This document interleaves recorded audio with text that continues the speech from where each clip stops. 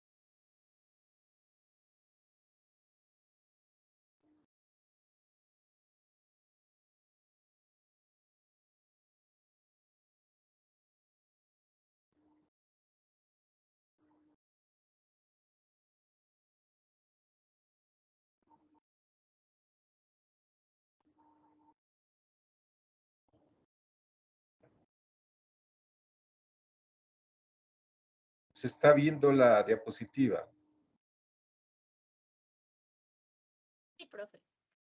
Ya, bueno, el tema de hoy, esperemos que en esta clase logremos exponer de manera muy general, porque evidentemente si nos ponemos a profundizar en cada una de estas regiones culturales, pues tendría que ser objeto eh, de mucho más tiempo y lo que tenemos previsto son sesiones monográficas donde tenemos que cumplir con el sílabus establecido. Vamos a ver si avanzamos Mesopotamia y Egipto, o si no, ahora veremos Mesopotamia y luego miraremos Egipto. Entonces, ¿cómo apareció el arte y la arquitectura en estas civilizaciones de Oriente? Que algunos estudiosos las ubican como las primeras civilizaciones agrícolas del mundo antiguo. En el mapa que está a la izquierda, ustedes pueden ver a las primeras civilizaciones agrícolas del mundo antiguo, o sea, del periodo neolítico. Ya sabíamos que el periodo paleolítico, según los estudiosos de las culturas europeas, pues el paleolítico lo identifican alrededor de 12.000 años antes de Cristo y no existía el desarrollo agrícola. El neolítico es el periodo donde se desarrolla la agricultura y por cierto empiezan a aparecer los centros poblados, las ciudades, etcétera. Entonces, en este mapa podemos ver a las culturas, la egipcia en el norte de África, la cultura mesopotámica que está en el sur de Arabia, la cultura india en la parte del subcontinente indio, en Asia ya, y la cultura china eh, en el sudeste asiático, por el mar del sur. Entonces aquí se identifican en estas regiones eh, geográficas del mundo estas primeras civilizaciones agrícolas. Esto no quiere decir que en otros lugares no ha habido el desarrollo agrícola. En algunos casos, pues en América se podían haber dado en, de forma simultánea. En el plano siguiente, vemos ya cómo la cultura mesopotámica se desarrolla entre algunos grandes focos rodeados de agua, si se quiere. Eh, el mar grande, el mar Mediterráneo, el mar Caspio, eh, el mar Arábigo, y vemos que aquí en una especie de media luna se ubica Mesopotamia. Mesopotamia va a ser quizás el germen de las culturas europeas, de las culturas luego Grecia y luego Roma. Quizás por eso también se le pone mucha atención. Durante aproximadamente 3.000 años, en la región conocida como Creciente Fértil, que es una amplia zona que va de la desembocadura de los ríos Tigris y Éufrates al curso del río Nilo, pasando por la región este de Turquía, la isla de Chipre y toda la fachada mediterránea de Siria y Palestina, se sucedieron diversas culturas como la mesopotámica, a quien se atribuye la creación de ciudades que acabó instalándose definitivamente en lo que luego sería Occidente o la cultura europea, principalmente sus culturas clásicas, Grecia y Roma. Su influencia sobre otras culturas mediterráneas que iban surgiendo es fundamental e innegable. En el mundo mediterráneo, eh, digamos mundo mediterráneo por el mar Mediterráneo, todos los las culturas que se desarrollan en sus orillas, si se quiere, han sido influenciadas por esta cultura matriz, si se quiere, la cultura de Mesopotamia.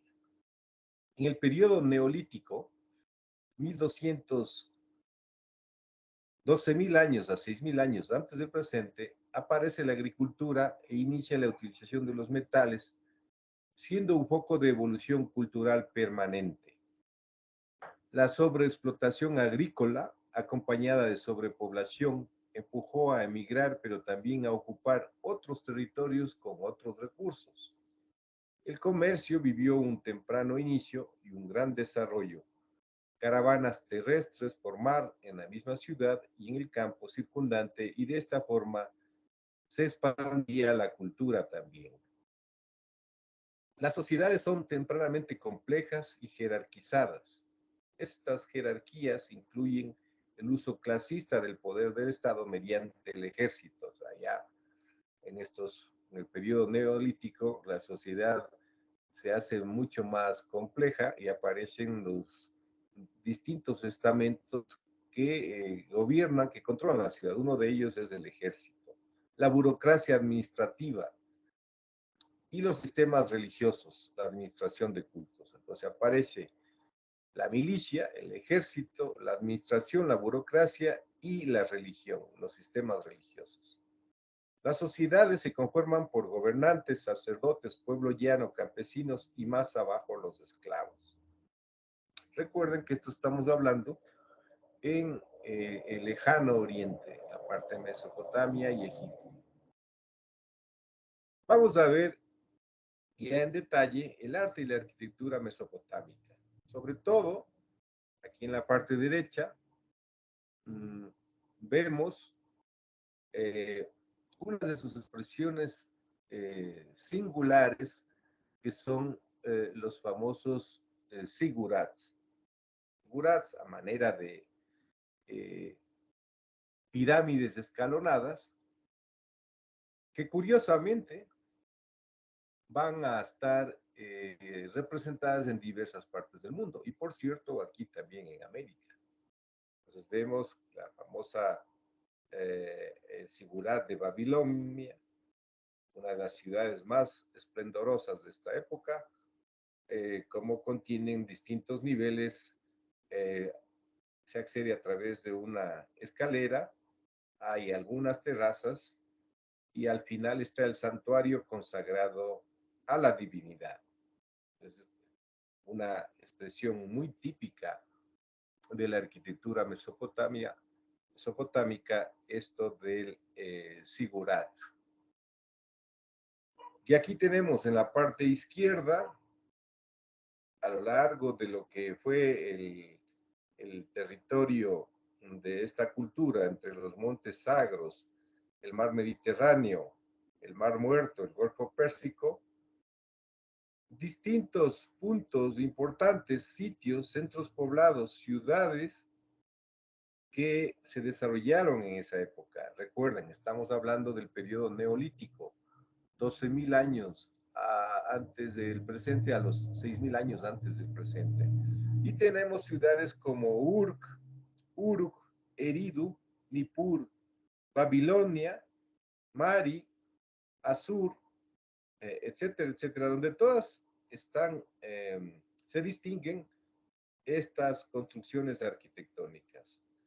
Es curioso cómo las ciudades de Uruk y Uruk, algunos, algunos estudiosos eh, las identifican como el sinónimo luego de la urbs que surge en Roma, la urbs, eh, por antonomasia, la ciudad de Roma, y de ahí viene la palabra urbanismo, urbanismo, la ciencia que estudia la evolución de las ciudades. Algunos ubican a estas ciudades de Urk y Uruk como las que por su propio nombre dieron origen al urbanismo, la ciencia que estudia eh, el desarrollo y evolución de las ciudades, que luego en Roma, en sí, en Italia, se adopta como la urbs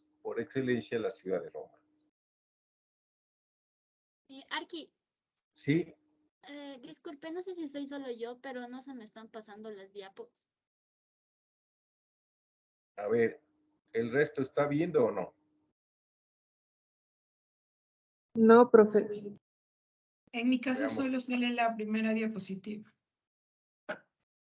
Gracias, vamos a ver.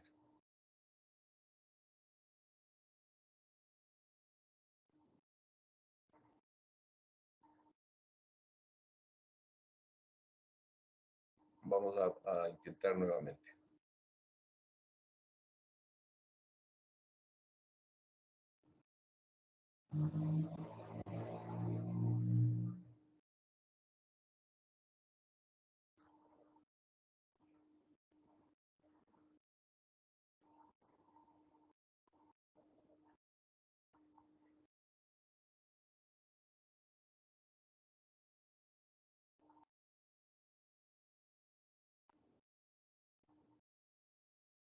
¿Se está viendo ahí?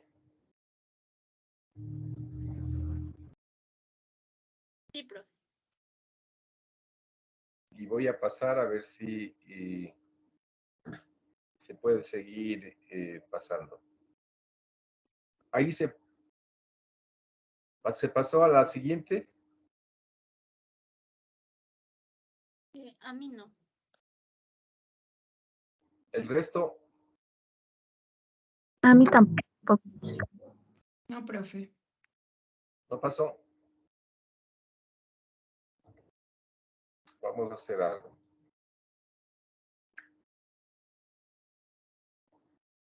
¿Está por ahí Flor Lisset? Sí, profe. Voy a subir al Teams la presentación y tú la vas presentando conforme te voy diciendo para irlas haciendo la explicación correspondiente. Sí, profe.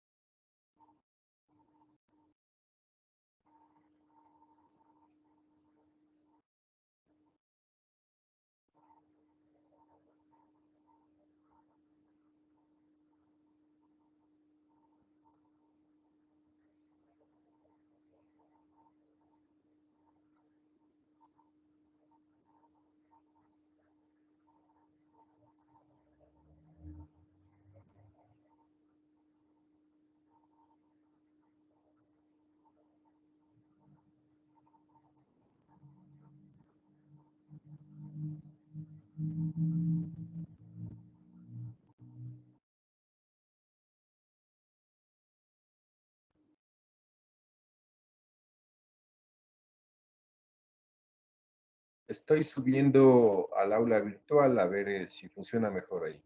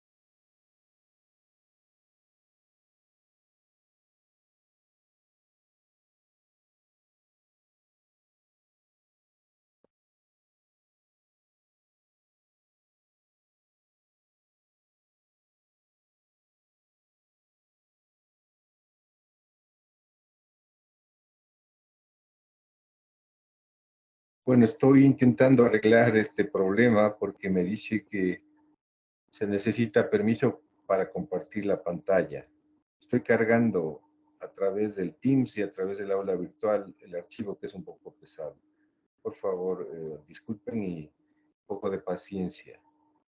No sé qué es lo que pasó ahora, que me sale este aviso de que hay que ir a seguridad y privacidad, a grabación de pantalla para conceder permisos e iniciar el- la presentación. No sé si alguien sabe de esto también.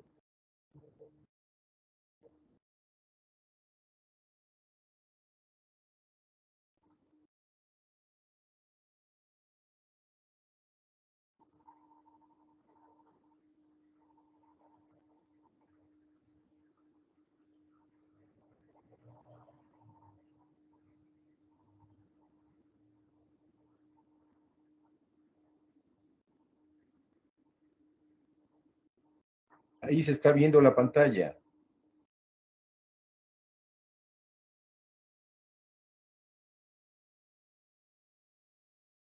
Yo no, Arqui. Nada, ¿qué estás viendo? O sea, yo la veo en No se negro. puede ver nada.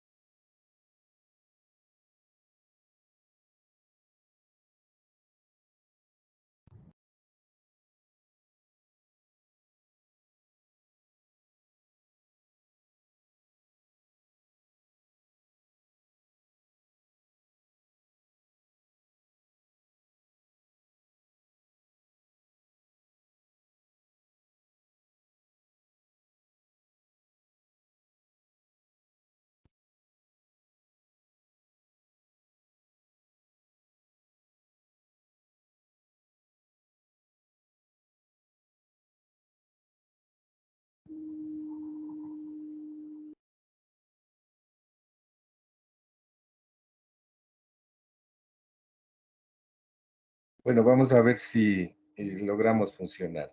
Flor Lisset, te puedes ir al aula virtual Claro. y está cargado en el componente de docencia, en la parte de abajo, un archivo en PDF que dice Arte y Arquitectura en Mesopotamia. Lo puedes compartir. Ya. Ahí. Sí, muy bien. Puedes bajar hasta la parte del mapa que estábamos explicando más abajo. Sí, más abajo. Ya, ahí, un poquito antes, un poquito antes. Sí, aquí. Un poco, el anterior, por favor. Bueno, las dos anteriores, ese sí, sí puedes compartirnos.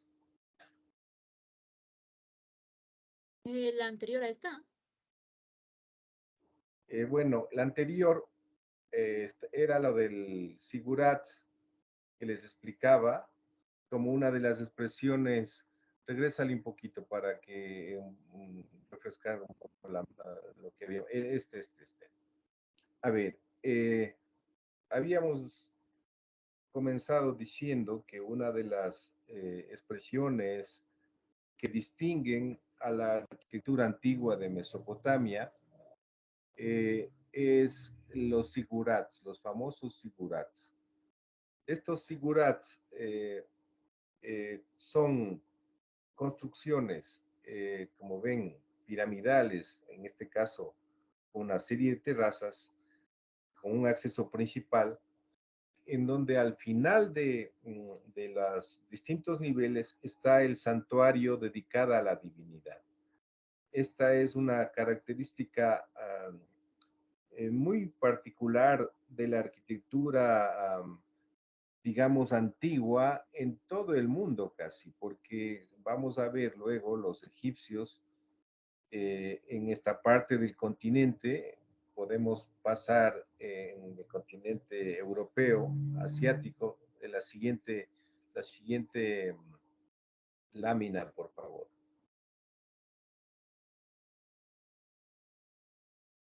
Aquí está el arco donde se desarrolla la cultura, la civilización de Mesopotamia, que tiene una gran incidencia en lo que luego son las culturas occidentales europeas, fundamentalmente Grecia y Roma, pero también en, en la parte de sus vecinos, si se quiere, en la parte de Egipto, del Oriente Medio, igual hay un desarrollo muy importante y en Egipto las pirámides adoptan otras características, pero hay esa similitud. Y en América igual, y en otras partes del continente, mejor dicho, del planeta también se dan esas expresiones.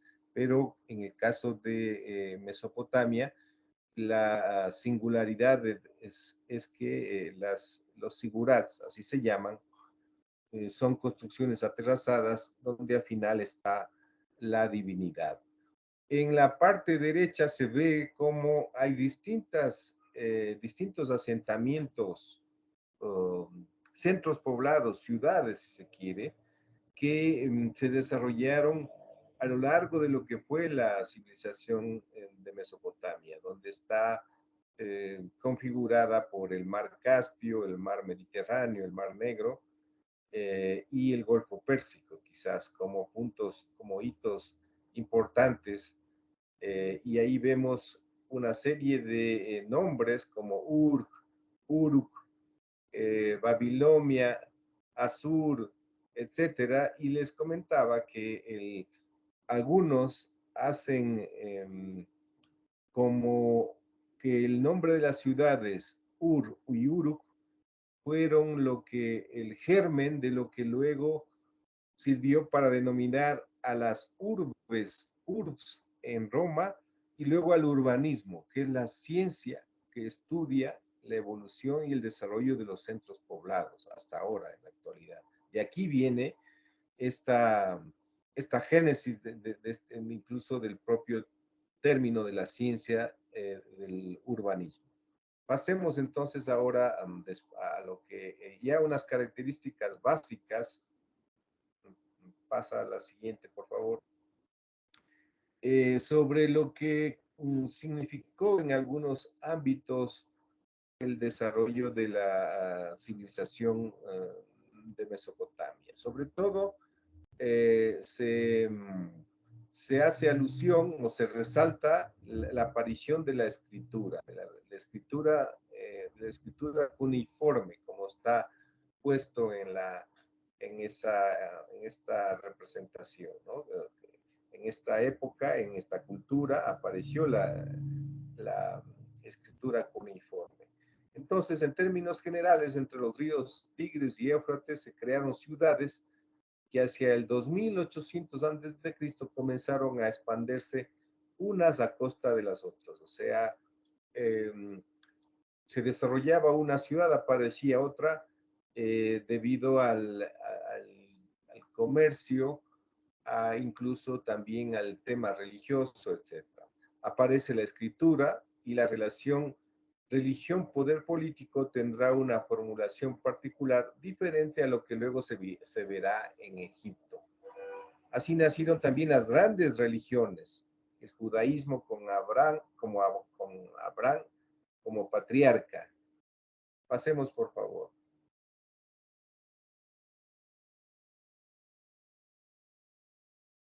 Sumerios, acadios, babilónicos, hurritas, casitas, asirios, persas, son los diversos pueblos que se impusieron unos a otros por algunos siglos, dejando en herencia a Occidente buena parte de su mundo mitológico, religioso, artístico y hasta de su forma de organizar políticamente el territorio que heredará luego el emperador Alejandro Magno. El arte mesopotámico es poco conocido y nos quedan escasos restos para la entidad que tuvieron sus culturas. Las guerras que se sucedieron durante siglos destruyó la mayor parte de la creación artística. El arte mesopotámico está al servicio del poder gobernante. Queda la imagen fantástica de Babilonia redactada en la Biblia, ¿no? La ciudad impresionante, la Torre de Babel, la famosa Torre de Babel, una construcción arquitectónica que muchos dicen era un sigurat y que se redacta o se cuenta en la Biblia todos los festines que se daban en esta ciudad. Pasemos, por favor. Las teorías sobre el origen de la ciudad. La importancia de Mesopotamia, sobre todo para la cultura europea occidental, es que ubican que en esta zona geográfica apareció la ciudad por primera vez. El concepto de ciudad, una organización compleja en donde ya se da una distinción de lo que es el poder religioso, la administración con la burocracia y el poder militar, si se quiere. O sea, hay una relación compleja de estos poderes que sirven para gobernar al pueblo, a los pueblos, a los trabajadores, y en esta época pues también ya se decía que existían esclavos. Entonces, esta organización compleja, organización espacial, con estos poderes son los que dan origen a la ciudad. Algunos hablan de que el desarrollo de la hidráulica, la necesidad de control de las aguas para el abastecimiento de productos de la comunidad, dio lugar a la construcción de grandes obras hidráulicas. El grupo que controlará y organizará dichas construcciones se erige como la clase dirigente.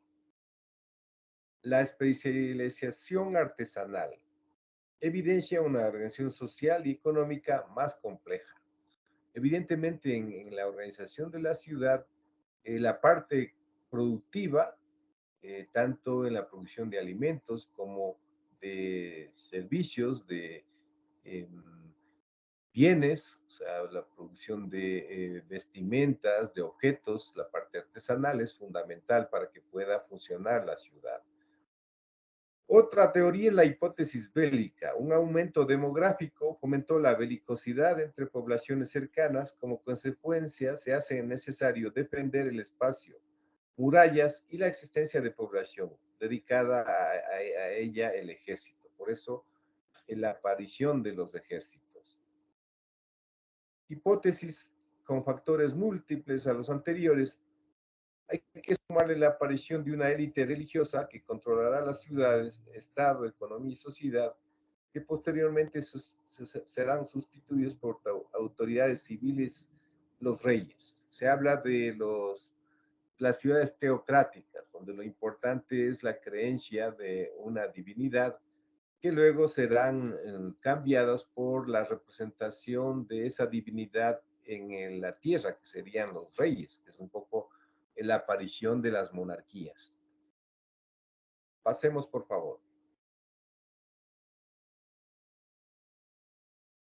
Los mesopotámicos diseñaron ciudades, por lo que aquí nació el urbanismo.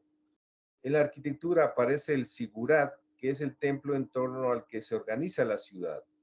En realidad se diría que la ciudad es una ciudad-templo. Es la interpretación también que se da en el caso de esta parte del continente, nuestro continente, en América, donde se habla de centros ceremoniales, no se habla de ciudad-templo, sino de centros ceremoniales, que es algo similar porque son ciudades que tienen edificaciones dedicadas a los cultos religiosos, a las actividades festivas, etcétera. Y por eso se les denomina de esta manera. Esto no quiere decir que sean de menor jerarquía o de menor importancia, sino que tienen esa prevalencia en estas épocas. La escasez de piedra empujó a inventar materiales, el ladrillo y el adobe. Con ladrillo se crearon los primeros arcos y bóvedas. La piedra es utilizada en las estelas que son grandes representaciones de hechos mitológicos, o bien a través de la figura de una divinidad, o bien a través de una serie de jeroglíficos o dibujos geometrizados que dan cuenta de estos conocimientos. Pasemos, por favor.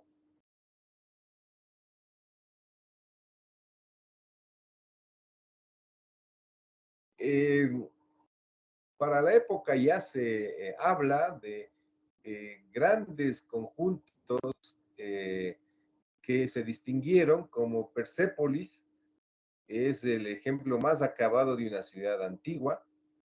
El complejo habitacional en Susa, iniciado por Darío y terminado por su nieto Artajerjes, que evidencia pues el manejo de, sobre todo de la piedra, la construcción lítica, grandes bloques de piedra, de alguna manera trazados de una geográfica, con una perfección geométrica, que grandes portales, obeliscos, que son parte de estos complejos conocidos como ciudades.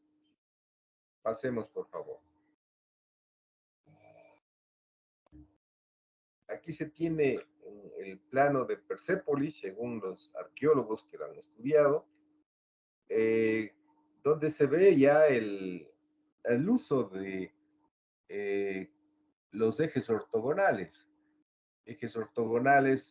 orientados en dirección de la salida del sol, del norte geográfico, que son los que se utilizarán tanto en el diseño de toda la ciudad, del conjunto de la ciudad, como de las edificaciones clasificaciones arquitectónicas. Aquí en Persépolis se identifican edificios, tumbas, puertas, palacios,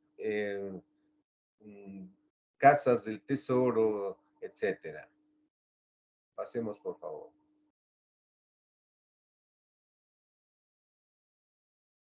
El sigurat, como ya les habíamos comentado, es sin duda una de las expresiones arquitectónicas características que han quedado para la posteridad, ¿no? Es una torre escalonada de planta cuadrada o rectangular. Las paredes están ligeramente inclinadas hacia adentro y podían llegar hasta las 7 plantas. Se dice del babilónico la Torre de Babel. Consta de escalinatas para subir a las terrazas superiores o para que se bajase la divinidad. Y es que en el Sigurat no se celebraban ceremonias, es la morada del dios. Ahí solo hay sacerdotes, se conocen más de una treintena por toda Mesopotamia. El Sigurat es una arquitectura compacta, es una arquitectura que nos indica que las personas que vienen a los cultos tienen que estar bordeando esta obra escultórica, arquitectónica. Lo mismo va a pasar en el caso de Mesoamérica. En las ciudades mesoamericanas se encuentran distintas pirámides orientadas en relación astronómica a determinados fenómenos, constelaciones y rodeadas de grandes plazas. La idea del espacio abierto es fundamental en las civilizaciones antiguas, el espacio abierto relacionado con el entorno geográfico y con el cosmos. Lo que no ocurre ya con la aparición de la ciudad y sobre todo de los templos en Roma, con la aparición del cristianismo. Ahí va, vamos a notar una gran diferencia en donde ya la arquitectura se vuelve un espacio cubierto, o sea, esa arquitectura escultórica monolítica se queda solamente en paredes y la gente se introduce adentro. Ese es un cambio fundamental en el concepto de la arquitectura, porque la idea de la divinidad cambia. O sea, ahí con la aparición del propio cristianismo, va a haber un cambio radical en estas concepciones de la arquitectura antigua. Pasemos, por favor.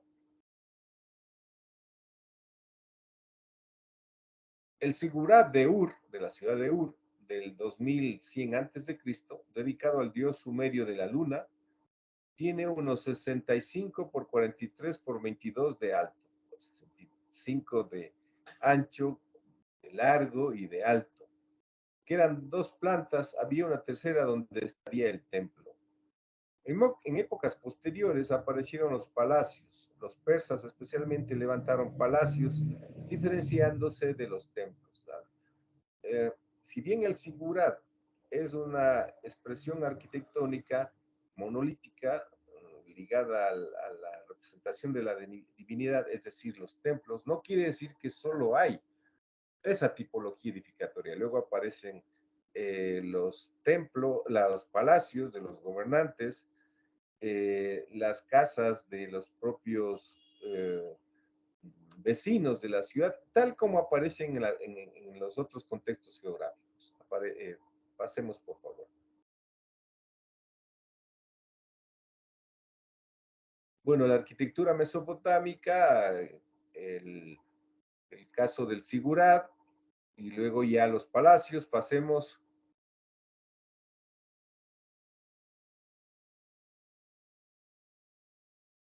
Siguiente, por favor.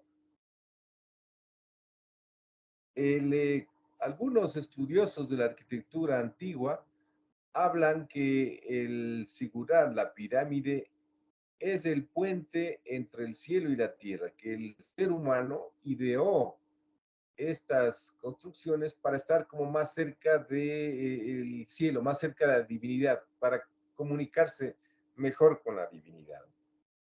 Luego aparecen los palacios que ya tienen otras configuraciones para la residencia de los gobernantes, ¿no? Que introducen ya espacios internos, plazas, y una serie de salas, pasillos, etcétera. Pasemos, por favor.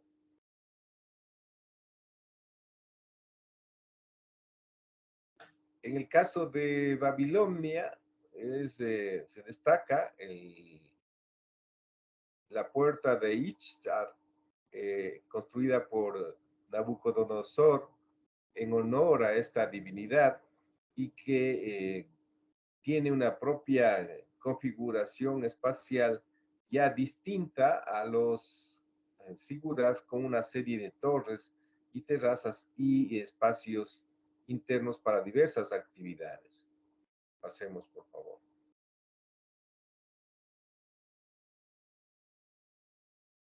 Aquí tenemos la recreación que algunos investigadores han hecho de cómo lucían ciertas edificaciones de palacios, sobre todo de los gobernantes, en las ciudades que existían en esa época, sobre todo Babilonia, que era más importante y donde se desarrollaron con mayor profusión todas estas tecnologías. Pasemos, por favor. Bueno, en términos generales, lo de la arquitectura, creo que podemos quedarnos con el uso de arquitectura monolítica, compacta, pirámides escalonadas para la divinidad, que están una serie de terrazas, palacios para los gobernantes que controlan la ciudad o que gobiernan la ciudad. ¿Qué es lo que pasa con las otras ramas de lo que sería el arte? La escultura.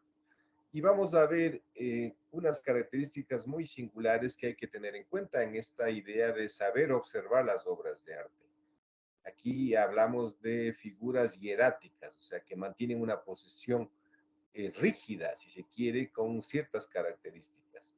La escultura en Mesopotamia cumple una función ornamental y de exaltación de poder. Hay escultura exenta, pero sobre todo relieves.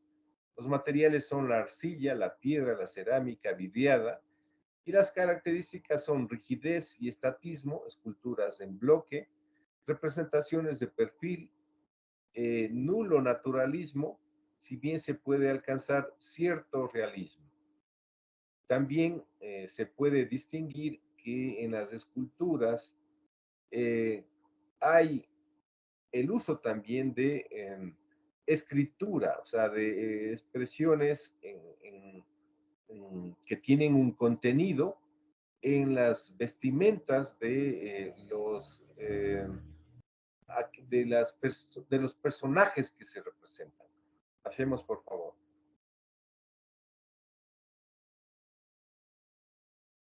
Las estelas que son trabajadas en piedra generalmente representan hechos míticos, revelaciones que se han dado, que tienen que ver con el origen de estas civilizaciones, de sus primeros gobernantes. Aquí tenemos la famosa estela de Hammurabi o la estela de Aram-Sim, que reproducen hechos míticos que están en la conciencia de los pueblos mesopotámicos. Pasemos, por favor. Otros ejemplos de estelas tratan de la misma manera estos hechos míticos e incluso vienen con sus características de escritura, que evidentemente para la época deberían haber sido perfectamente entendibles, y en cambio para los profanos, para los que recién queremos enterarnos de esto, pues lo vemos como algo extraño, exótico, ¿no? O también en algunos casos las estelas representan como una serie de, una especie de maquetas, donde se representan volúmenes que hacen en algunos casos alusión a la composición de los distintos grupos culturales que existían en esa época o de edificaciones importantes. Pasemos, por favor. Igual, ejemplos de estelas que sobre todo tienen como motivos principales los hechos míticos, las grandes hechos donde aparecieron los héroes, los civilizadores que ayudaron a superar determinados conflictos que tuvieron que atravesar en algún momento estos pueblos. Pasemos, por favor. Igual, un ejemplo de escultura exenta, el famoso Gudea de Lagash. Hay decenas de representaciones votivas de estos personajes. Son de un tamaño inferior, 1 metro, y en diorita una piedra oscura y dura. Aquí aparecen estas representaciones de seres fantásticos, ¿no? Cuerpos de animales con cabezas humanas, o sea, construcciones claramente de carácter político. O el caso de la estatua de Gilgamesh, como aparece pues como un gigante que está abrazado a un león. O sea, la idea de que, bueno, un león no es como un gato, ¿no? Es un animal tremendamente fuerte, pesado, y aquí en esa representación de la escultura se puede ver cómo el artista representa esta obra mítica de Gilgamesh, uno de los héroes civilizadores. Pasemos, por favor. Igual, escenas de caza, también en las estelas. Podemos pasar para las representaciones de gobernantes, de héroes míticos, ataviados. Es clásico cómo la barba, ¿no? Cómo se distingue la barba, pero son eh, obras rígidas de un solo perfil que se pueden ir distinguiendo, trabajadas en piedra. Pasemos, por favor. En la pintura. Bueno, en el caso de la pintura quedan muy pocas muestras, pero nos podemos hacer una imagen a partir de los relieves de las estelas de los palacios. De la primera etapa, la Sumeria, 2500 a.C., tenemos un trabajo en taracea, incrustaciones de madera, también el estandarte de Ur, donde igual se representan una serie de hechos míticos, o el caso de animales también, como en el león. El felino es curioso, todas las culturas del mundo antiguo lo representan. En América es un hecho muy singular estos, por lo que hay algún acontecimiento universal que ha hecho que todas las culturas lo representen de diversa manera, quizás en América con mucha más profusión. Ya lo veremos. Pasemos, por favor. Igual las representaciones que quedan en ciertos vestigios de palacios, de excavaciones que se han encontrado, motivos de personajes, distintos colores, uso de la figura humana, motivos geométricos, etc. Pasemos, por favor. Bueno, y en Egipto, ¿qué es lo que pasó en el arte y la arquitectura? Dado que hemos tenido inconvenientes con el inicio, pues vamos a ir de corrido para poder cumplir con el objetivo esta sesión. Bueno, pásale un poquito más. Eso, gracias. Quizás el antiguo Egipto tiene la virtud de que es una civilización que se ha difundido a todo el mundo. Todos sabemos de Egipto, todos sabemos de las pirámides de Egipto y todos sabemos de los tesoros de Tutankamón, etcétera, etcétera, porque hubo una época en donde los europeos se dedicaron con gran atención a descubrir esta civilización antigua por las riquezas que se encontraron. Y no solamente aquí en Egipto, sino en América sucedió lo mismo. Y vemos cómo Egipto se desarrolló, es una cultura también del Mediterráneo, entre el mar Mediterráneo y el mar Rojo, y se desarrolló en distintas etapas.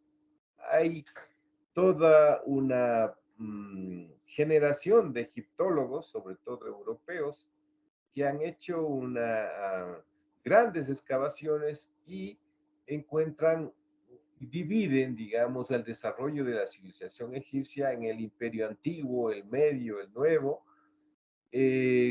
Encuentran una serie de sitios, ciudades importantes, pirámides, tesoros, que ha sido explicada desde la visión de la egiptología de una manera muy particular, si se quiere. Entonces, la cultura, la civilización egipcia es una civilización también mediterránea, cercana a Mesopotamia, pero con sus propias características, como vamos a ir viendo de una manera muy general.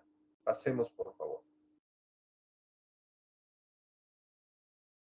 Bueno, como les hemos dicho, hay generaciones de egiptólogos, hay la ciencia de la egiptología, en donde hacen una clasificación detallada de los distintos periodos de gobernantes, porque se encontraron eh, tablillas en donde a través de la famosa piedra Rosetta se logró descifrar, o al menos los estudiosos dicen que encontraron las claves para entender todo lo que habían dejado los gobernantes y esta civilización eh, antiquísima. Encuentran también en el desarrollo de su arquitectura una serie de momentos desde la aparición de pirámides escalonadas hasta luego ya las pirámides que son las que conocemos mundialmente, ¿no? Las famosas pirámides del desierto de Gizeh, donde se han encontrado las tumbas más importantes de los faraones, que son los gobernantes que se sucedieron. Y los egiptólogos hablan de una serie de faraones que se fueron sucediendo y cómo fueron construyendo una serie también de obras arquitectónicas. Se habla de una cronología de cómo se desarrolló Egipto. No vamos a entrar en detalle porque también ha habido controversias sobre esto. Los egiptólogos, la ciencia de la egiptología, creada por los europeos que han ido a investigar cómo es o cómo se desarrolló la civilización egipcia, determinan una cronología de alrededor 3000 años antes de Cristo, pero hay otros investigadores que no pertenecen a este mundo de la egiptología y que hablan que la civilización egipcia es muchísimo más antigua, tiene por lo menos 8 a 10.000 años antes de Cristo. Lo mismo que pasa con las culturas americanas. Hay una ciencia americanista que fue creada por los europeos que han venido a estudiar los distintos vestigios arqueológicos de Mesoamérica, de la parte andina, y ellos han determinado épocas y también determinan pues que las culturas americanas no exceden más de 3000 años antes de Cristo. Y hay otros que no son parte de esta ciencia americanista, sino que la cuestionan y hablan también de 10.000, 12.000 años antes de Cristo. Entonces aquí también hay polémicas en estas interpretaciones. Pasemos, por favor. Lo que ponemos ahí es para que tengan una idea de cómo es vista la cultura, la civilización egipcia. El esplendor de Egipto, con algunas caídas, duró unos 3.000 años en varios periodos, imperio antiguo, medio y nuevo. La forma de gobierno es una teocracia con el faraón en la cúspide y por debajo una burocracia de funcionarios y sacerdotes. La unificación del Bajo y el Alto Egipto tuvo lugar hace unos 5.000 años aproximadamente, y solo unas pocas veces y en periodos cortos se separaron los dos territorios. Pasemos, por favor.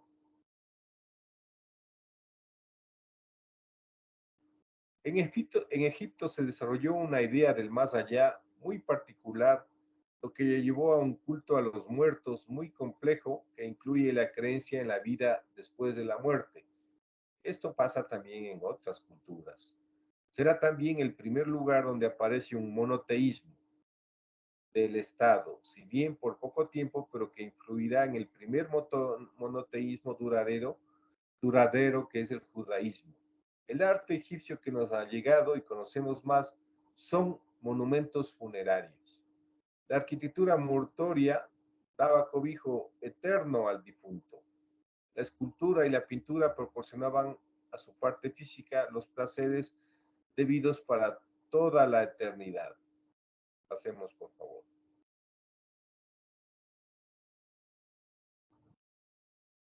En la religión se habla del mito de Osiris. Osiris es el dios bienhechor que había reinado sobre los hombres y enseñado las artes de la paz y el cultivo de la tierra. Fue asesinado por su hermano Set, dios de las tinieblas, de la desolación y el mal, quien cortó su cuerpo en pedazos, 42 pedazos, y lo arrojó en todos los puntos del espacio. Isis, la esposa de Osiris, ayudado por su hijo Horus y por los dioses aliados, Tot y Anubis, consiguió juntar los restos de Osiris y lo embalsamó como los egipcios hacían con sus muertos. Entonces Horus y Tot le soplaron en la boca empleando mágicas ceremonias y consiguieron devolverle la vida. Pero Osiris no volvió a hablar entre los hombres, sino que pasó a la morada de los dioses. Allí juzgaba a los muertos y elegía a los buenos y los virtuosos para que disfrutaran a su lado de las bondades de los dioses. Entonces es parte de la mitología de los egipcios, el mito sobre Osiris, que algunos lo identifican con una constelación en el firmamento. Igual Horus, relacionado con el tiempo, todo, etc. La mitología es es un relato codificado de hechos reales que pasaron en un tiempo determinado en el pueblo, en la nación que lo inventó. Pasemos, por favor.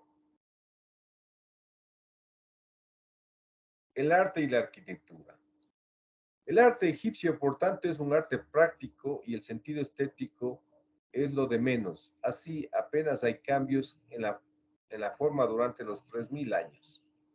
Solo durante un corto tiempo, en medio de cambios revolucionarios en lo religioso, cambió el canon para volver al estilo habitual una generación después. En la arquitectura se dijo que se destacaban los monumentos funerarios y se distinguen la mastaba, la pirámide y el hipogeo. Veamos qué es lo que es cada una de ellas. Pasemos, por favor. Las mastabas se situaban en la zona que está más elevada en la orilla izquierda del Nilo, en la parte occidental por donde se opone el sol. Se parece a una casa cubierta de terraza y con las paredes de piedra o ladrillo. Las casas eran de adobe, achaflanadas hacia adentro, lo que da una imagen de un tronco de pirámide, bien, si bien mucho más ancho que alto.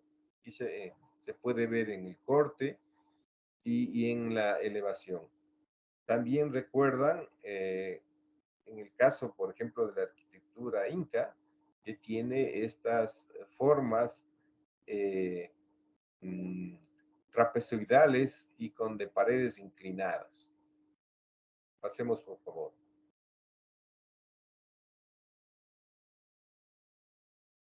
En el interior de la mastaba hay una cámara donde está la estatua del difunto y con una puerta falsa que comunicaría al mundo de los vivos y el de los muertos y que se orienta al este. Allí se ponían las ofrendas.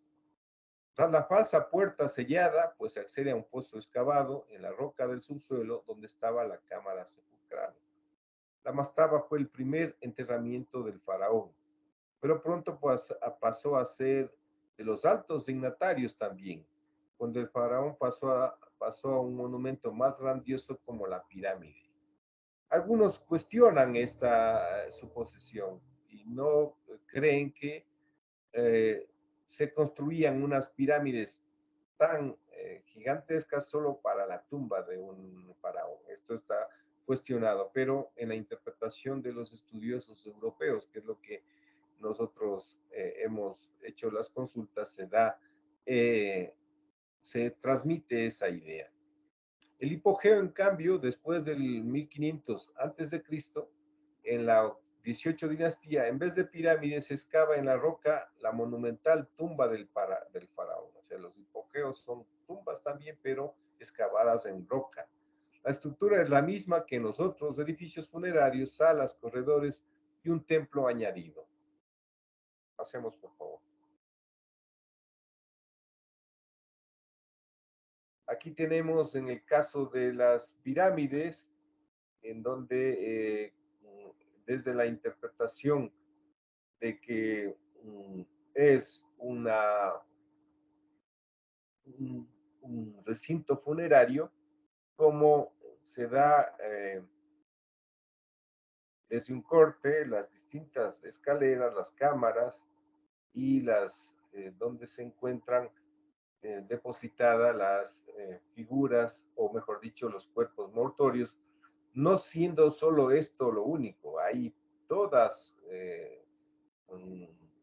no solamente los tesoros, sino grandes salas donde se encuentran representaciones de lo que era la historia de estas culturas o de esta época, como eh, estas construcciones también en sus recintos estaban decoradas y se podía ver cómo hay distintas historias eh, contadas que solo quienes lo hicieron eh, lo dejaron para la posteridad y los que lo encuentran a veces lo interpretan de acuerdo a su forma de entender el mundo distinta a la que fueron hecha por sus creadores.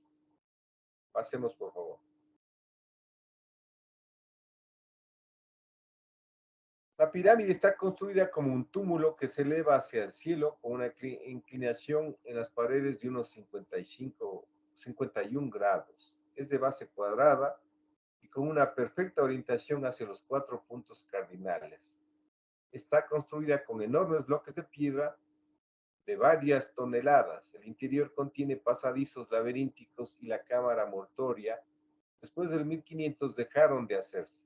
Las famosas pirámides de Gizeh son de Keops, Kefren y Miserinos. Las pirámides de Gizeh son quizás las más famosas porque también ahí está la famosa estatua de Gizeh, que es una gigantesca representación de un faraón en cuerpo de un felino.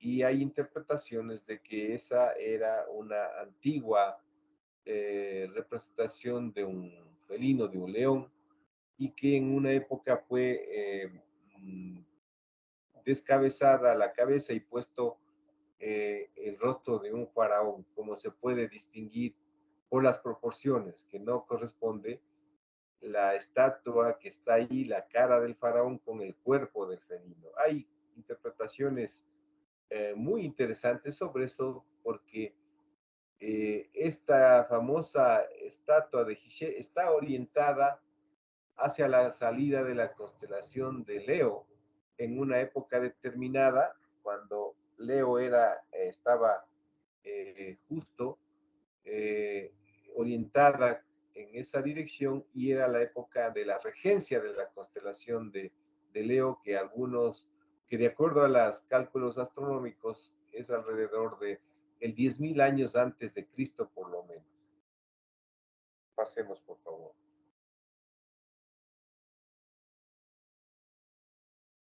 En la arquitectura del templo, las partes del templo son la avenida procesional que culmina en los obeliscos, el pilono fachada, un módulo cual arco triunfal, patios descubiertos y rodeados por una doble fila de columnas en donde se celebran los sacrificios y el lugar donde pueden llegar los profanos, la sala hipóstila, que es la que está rodeada de columnas cubiertas o también con una doble hilera de columnas. Santo Sanctorium es una sala más estrecha, baja y al fondo alberga la imagen de la divinidad y solo acceden a ella el sumo sacerdote y el faraón. A medida que se avanza hacia el final, bajo el techo y sube el suelo, también disminuye la iluminación, pues entra por las celosías en el desnivel de la terraza de cubierta, por lo que es muy escasa en la última sala que queda en penumbra. En el templo reside la divinidad y en las divinidades menores se le practica el culto y se le ofrecen sacrificios. Muchas de estas concepciones van a ser reutilizadas por los griegos y vamos a ver la sala hipóstila, el lugar de la divinidad, etcétera, etcétera. Pasemos, por favor. El templo en Tebas es donde se hará fuerte el poder religioso. De hecho, aquí es donde sufrió la total derrota la herejía de Akenatón. Tebas es la capital de Egipto durante el Imperio Nuevo, del 1500 al 1000 a.C. En ella hay numerosos templos tanto al norte en Karnak como el sur en Luxor. Ambos lugares están unidos por una avenida, la avenida de las Esfinges, que atravesaba Tebas y por lo que discurría una procesión en Año Nuevo. El templo también fue excavado en roca. El templo es el de Abu Simbel. Tiene los mismos elementos que el tipo de templo tebano, si bien el patio está antes del pilono. En la época de Ramsés II, 1250 a.C., tiene 4 colosales sedantes y el propio faraón como altos relieves del pilono. Al exterior monumental exalta el faraón, el interior recrea la unión del faraón con la divinidad. Es el mismo quien, como Dios, garantiza el orden del mundo. Ya veremos en las fotografías y luego en un video para entender mejor todo lo que estamos aquí relatando en el escrito. Sigamos, por favor. Y aquí vamos a ver una de las manifestaciones primigenias de las pirámides en Egipto, estas pirámides escalonadas, para que se vea que no solamente hay estas pirámides puntiagudas, como el caso de las más conocidas de Giza, el desierto de Gizeh, las pirámides de Giza. Pasamos, por favor. La pirámide escalonada es de Saqqara.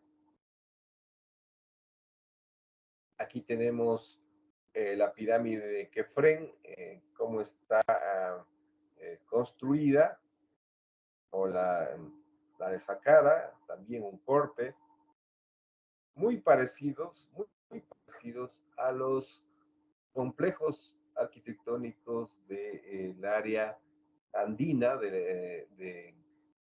y mesoamericana, del área andina, sobre todo en la costa peruana. construcciones en grandes pirámides en adobe y escalonadas, como Caral, por ejemplo. Pasemos, por favor. La pirámide de Keops, hemos dicho, estructuras geométricas orientadas de manera astronómica.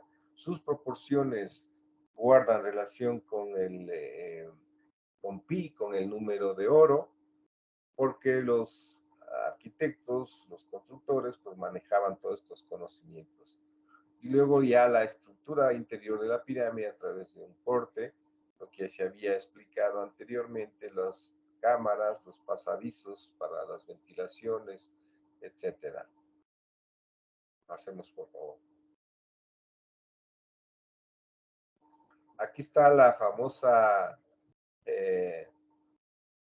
esfinge de Gizeh, que les comentaba, es el cuerpo de un león con la cabeza de un faraón. Se ve claramente la desproporción que hay y que en algún momento, pues, esta era la cabeza propiamente de un león que tiene relación con la constelación de Leo. Aquí sí ven en la parte, se ve las patas del rabo de león y al frente hay unas inscripciones jeroglíficas que evidentemente están, o al menos la intención de sus constructores, indicaban qué mismo representaba y que ha dado pie a interpretaciones de estudiosos de acuerdo a su forma de entender las cosas, que no siempre se compadece con la de sus creadores. Pasemos, por favor. Aquí tenemos una idea del tipo de bloque que se utilizan en las pirámides. Por ejemplo, con la figura de estos jóvenes, quizás unos 60, unos 65, los sillares que se utilizaron pesaban toneladas y no eran bloques pequeños de ladrillo, o sea, son construcciones megalíticas. Indudablemente se manejaba la tecnología adecuada para poder movilizar, juntar de una manera perfecta y de una manera armónica, tal y como se ve el conjunto de la pirámide. Hacemos. Los templos. Los templos al aire libre, tenemos el de Luxor y Karnak en Tebas, el templo del Semi-Espeo en Hatshepsut, en Deidar Bahari y el Espeo, el de Ramsés II y Nefertiti en Abu Simbel. Templos que algunos estudiosos, como el barón de Lubitsch, plantean que reproduce también las proporciones humanas, que representan construcciones con un alto grado de conocimiento de lo que es la condición humana, su fisiología, etc. Aquí tenemos como es una representación ideal, lo que sería la portada, el acceso, y luego como al interior los distintos ambientes se van sucediendo. Pasemos, por favor.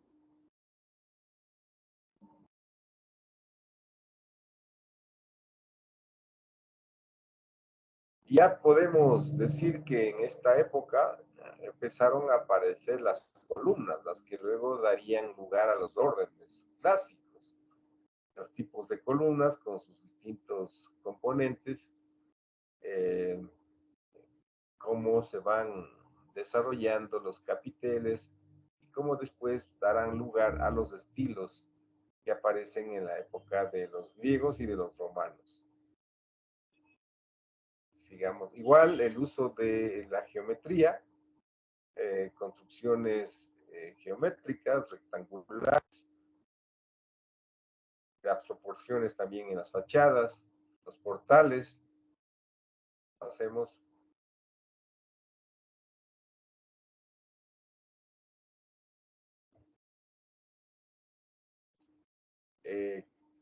cómo están estructurados la parte de el acceso que se llama los pilonos del templo en Horus, por ejemplo, las columnas, las fachadas.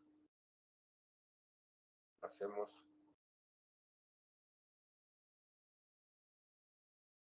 el templo de Luxor con los obeliscos, los pasillos, las estatuas que aparecen flanqueando las entradas, esculturas monumentales, que es una de las características de la escultura egipcia. Trabajos en piedra, luego vemos cómo está interrelacionada la escultura, la arquitectura, la pintura, en todas las arquitecturas clásicas. El arte y la arquitectura están interrelacionadas. Solo en la edad moderna es que hay un divorcio entre el arte y la arquitectura, sobre todo en el movimiento moderno, cuando se plantea que el ornamento es un delito y que no pueden la arquitectura tener ningún tipo de ornamento. Pasemos, por favor.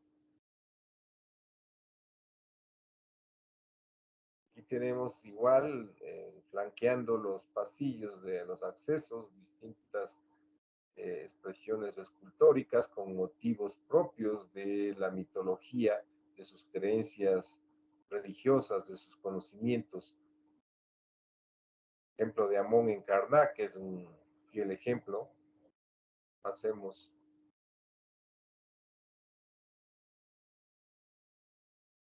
los gemiespeos de Beir en Bahari, que son templos que están construidos en las rocas, parte en las rocas y parte fuera. Pasemos.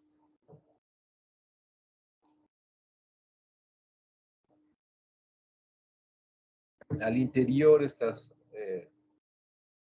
los espeos, famosas esculturas simbolizando o reflejando los héroes míticos, héroes civilizadores de esta cultura.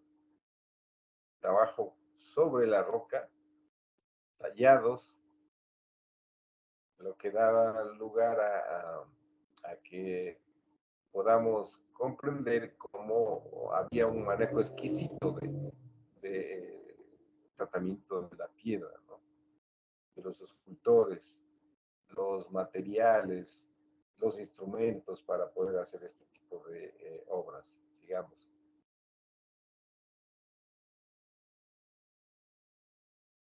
Aquí están estas representaciones gigantescas que están flanqueando las entradas de los templos.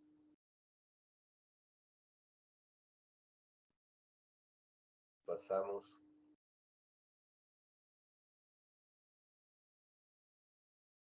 En el interior, la decoración de la pintura, de los hechos míticos. Pasamos. Y en escultura.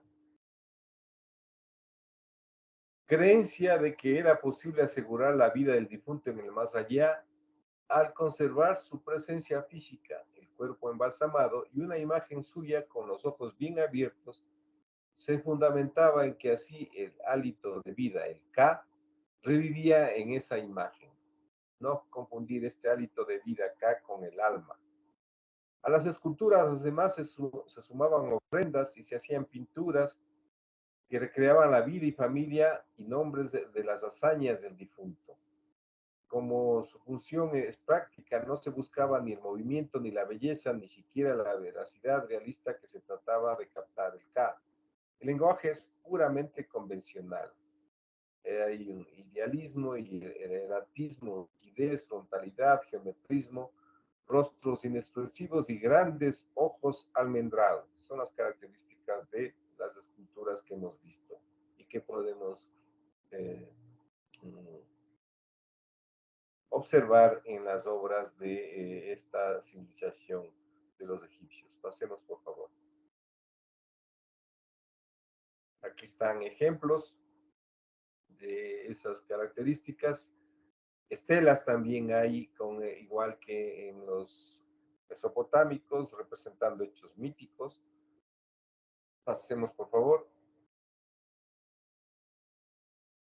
Hay también una escultura no ritual a que realza la individualidad del representado. Es escasa, pero la hubo. Eso sí, funcionarios o clérigos, pero no familia real. Aquí están algunos ejemplos que se han encontrado en los vestigios arqueológicos. Pasamos. Hacia 1350 hubo una revolución religiosa y cultural. El faraón Akenatón, el que adora a Atón, Atón es la divinidad solar, instituyó el monoteísmo, un único Dios que se asimilaba al sol. El poder de las jerarquías religiosas, en especial la de los templos, fue recortado, pero solo duró su reinado. A su muerte hubo una contrarrevolución que incluía probablemente el asesinato de su heredero, el famoso Tuntakamón. En este tiempo conocido como periodo de Tel el Amarna se alcanzó un naturalismo realista desconocido antes y después en Egipto. La imagen que ven es de la emperatriz Nefertiti, que dicen que convenció a Akenatón a que instituya el culto al sol. Algo parecido, a veces los estudiosos de las culturas americanas tratan de encontrar cuando hablan, por ejemplo, de el culto al sol aquí en la parte de los Andes a través de los incas. Pero son interpretaciones que se han ido dando. Pasemos, por favor. Igual las esculturas de los distintos personajes, por ejemplo, el caso de Kefren, Sedente, Miquerinos entre Hathor y el gnomo de Quinópolis, sus expresiones hieráticas, con toda la parte simbólica que se introduce en la escultura. No solamente la parte de la figura humana, sino todo lo que está, todos los adornos, si se quiere, lleva consigo. Pasemos, por favor.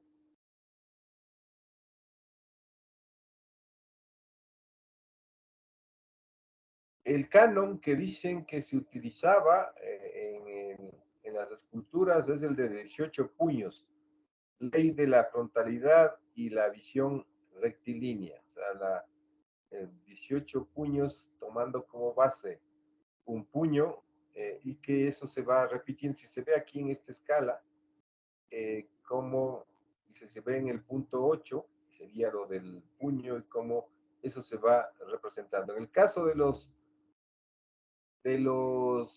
griegos, vamos a ver que se utiliza como canon la cabeza humana. Y en otros casos, pues la brasa, el cuerpo humano siempre ha significado o ha servido para, como una medida antropométrica también.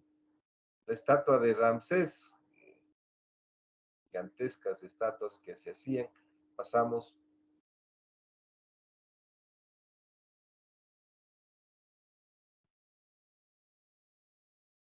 Aquí nuevamente Nefertiti, otras emperatrices que son representadas de una manera muy particular. Bien, hacemos.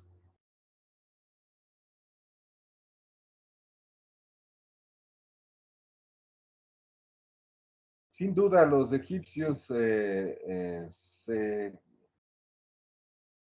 conocieron la fama mundial por los tesoros que a finales del siglo, o principios del siglo XIX, finales del 19, principios del 20, se encontraron en la famosa tumba de Tuntakamón, ¿no? Que encontraron objetos de oro muy valiosos y perfectamente trabajados con una técnica y una finura jamás conocidas, ¿no? Pasemos, por favor. Realista también. En la pintura, la técnica más utilizada es el temple. Predomina la línea delimitando los contornos que luego llena el color plano pero rico en cromatismo. La composición equilibrada pero poco naturalista, la frontalidad, el pecho, los brazos y el ojo, pero el perfil para la cara y las piernas. Para la pintura de animales, plantas y otros objetos hay un realismo bastante marcado. En la pintura humana también busca captar el Ka, ese hálito de vida. Es en las tumbas donde más encontramos, si bien hay pintura desde el principio con las primeras dinastías, es en el Imperio Nuevo con las dinastías 18 al 20 cuando la pintura es más frecuente y vive un tiempo de esplendor. Pues la pintura se caracteriza por la predominancia de las líneas, los contornos, colores planos, aunque hay un rico cromatismo, etc. Pasemos, por favor. Para ya ir cerrando, encontramos sobre todo en las tumbas mortuorias estas representaciones míticas de desfiles funerarios o de las ofrendas que se hacían y que están representadas magníficamente. Pasamos. Ya se terminaron, profe. Bueno, muchas gracias, Flor Lisset. Nos has salvado de este aprieto. No sé qué pasa, voy a tener que consultar con los técnicos. No he podido yo compartirles, no sé qué ha pasado. En todo caso, hemos brevemente revisado lo que es el arte y la arquitectura en estas grandes culturas, civilizaciones de Oriente, como el caso de Mesopotamia y Egipto. Como se dijo al inicio, culturas, civilizaciones que aparecieron ya en el periodo neolítico, donde ya aparece la agricultura, el desarrollo de centros poblados, de ciudades, y por supuesto la arquitectura, el arte, sobre todo la pintura y la escultura. Lo que aquí toca es seguir viendo cómo en las distintas culturas del mundo, esa forma de entender el mundo, de pensar sobre por qué estamos aquí, para qué estamos aquí, les va dando unas características singulares. Esto no quiere decir que haya como un común denominador en todas las culturas, en unas más que otras, por supuesto. Y quizás esto da pie para especular si desde la antigüedad ya hubo relaciones entre las culturas, entre los pueblos, en donde ya se conocían las expresiones o hubo influencias. Es una especulación, pero que hay similitudes en las representaciones, en estas creaciones culturales, por supuesto que hay. Una de ellas es en la arquitectura, las famosas pirámides que existen en todo el mundo. Bueno, muchas gracias. Nuevamente disculpas por las inconvenientes que hemos tenido al inicio de la sesión. Que pasen bien y nos vemos el día jueves. Gracias.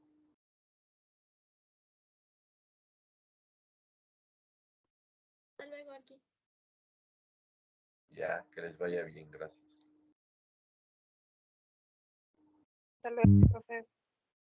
Gracias. Hasta luego, profe.